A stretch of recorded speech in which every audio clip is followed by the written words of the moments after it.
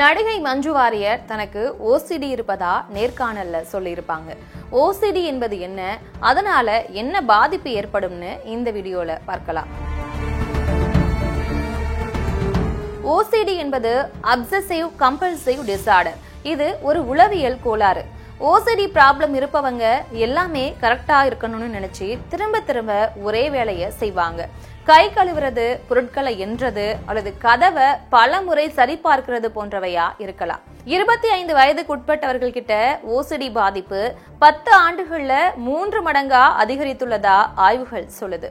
50 பேரில் ஒரு நபர் தன்னுடைய வாழ்க்கையின் ஏதோ ஒரு கட்டத்துல ஓசிடியால துன்பப்படுவாங்க.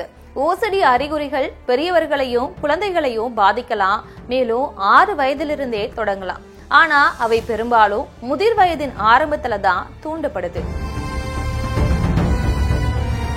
யூகேவில் 10 லட்சத்திற்கும் மேற்பட்டோருக்கு இந்த நிலை இருக்கு.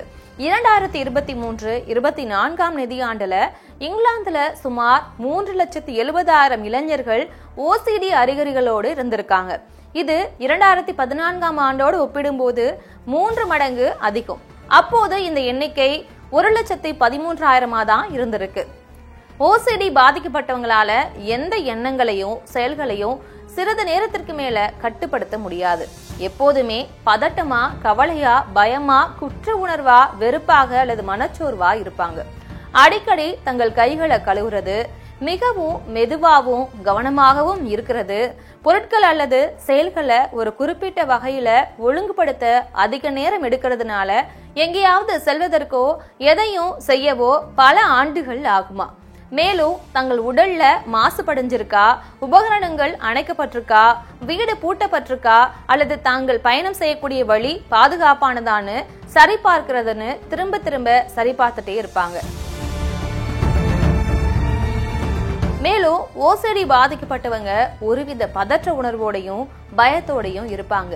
ஃபார் எக்ஸாம்பிள், சமையல் அறையில கூரான கத்திகள் இருக்கும் என்பதால சமையல் அறைக்கு செல்வதையே தவிர்ப்பாங்களாம். அடுத்ததா, பயனற்ற தேய்ந்து போன உடைமைகளை சேர்த்து வைப்பாங்க. அவர்களால எதையுமே வேண்டான்னு தூக்கி எறிய முடியாது. அக்செப்டன்ஸ் டாலரன்ஸ் இருக்காது. ஓசிடி கொண்டவர்களால வழக்கமான வேலைகளை செய்யவோ குடும்ப வாழ்க்கையில பங்கேற்கவோ முடியாது. குறிப்பா எந்தவித பொறுப்பையும் எடுத்துக்க மாட்டாங்க. அவங்களால தங்கள் குடும்பத்தோட நன்கு பழக கூட முடியாது. அதே போல திடீர்னு ஏதாவது நோய் வந்துருமான்னு நினைச்சு பயந்துட்டே இருப்பாங்க. அவர்களால எந்த விதத்திலையும் நார்மல் லைஃப் வாழ்றது கடினமானதா இருக்கும். இப்படி ஓசிடியால பாதிக்கப்பட்டவங்களா நீங்க உணர்ந்தாலோ, உங்கள் குடும்பத்துல இப்படிப்பட்டவங்க இருந்தாலோ உடனடியா மனநல மருத்துவரை அணுகி ஆலோசனை பெறுவது நல்லது.